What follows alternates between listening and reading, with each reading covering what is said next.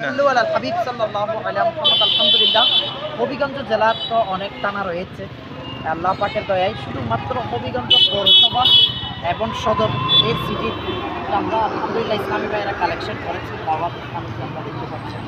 তো এখনও আলহামদুলিল্লাহ অনেক টানার চামড়া এখনও আসে নাই। আমাদের দুইটা স্টল, একটি স্টলের চামড়া আলহামদুলিল্লাহ ট্রাক ভর্তি করা হয়েছে, আর একটি ট্রাক চলে গিয়েছে অলরেডি। দুইটা ট্রাক ভর্তি হয়েছে, আরও অনেক চামড়া রয়েছে। তো আমি আসলে প্রথমেই আমার ইসলামী ভাইদের শুকরিয়া আদায় করতেছি, যারা আলহামদুলিল্লাহ নিজের সময় দিয়ে আলহামদুলিল্লাহ চামড়া কালেকশন করেছেন। আপনাদের সবার শুকরিয়া আলহামদুলিল্লাহ আমি আদায় করতেছি।